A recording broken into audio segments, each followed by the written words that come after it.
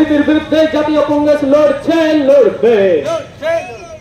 বন্দে মাতরম, বন্দে মাতরম, বন্দে মাতরম, বন্দে মাতরম। রাহুল গান্ধী জিন্দাবাদ, রাহুল গান্ধী জিন্দাবাদ, রাষ্ট্রনায়ক রাহুল গান্ধী জিন্দাবাদ।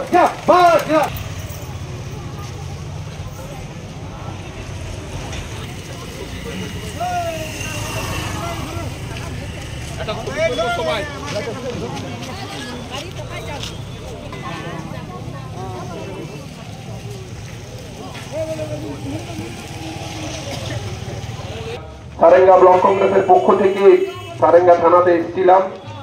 আমরা আইসি সাহেবের কাছে ডেপুটেশন দিলাম।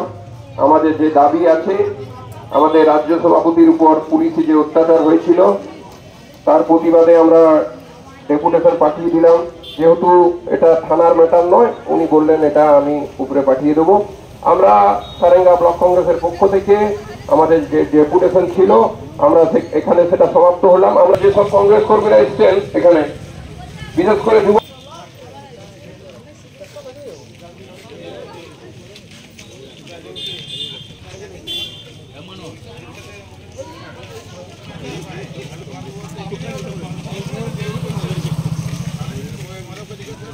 তাদের রক্ষার্থে সর্বতভাবে সহযোগিতা করবে।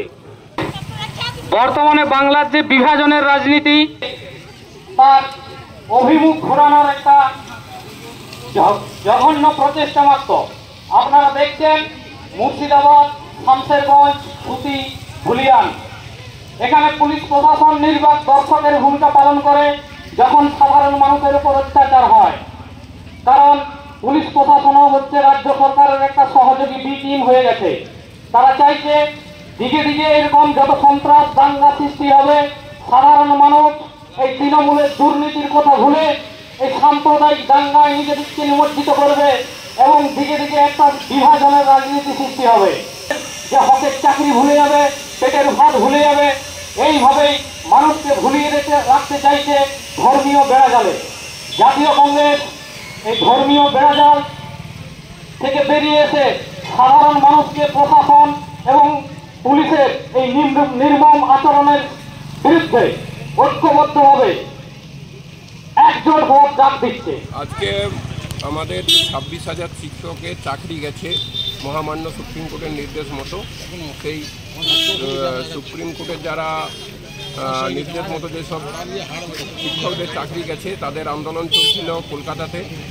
সেই কলকাতাতে তাদের আন্দোলনের পাশে দাঁড়াবার জন্য আমাদের রাজ্য সভাপতি শুভঙ্কর সরকার মহাশয় গিয়েছিলেন তাদের জন্য জল এবং কিছু খাদ্য সামগ্রী নিয়ে, কিন্তু ওখানকার পুলিশ প্রশাসন তার সঙ্গে বাজে ব্যবহার করে এবং অসভ্য আচরণ করে।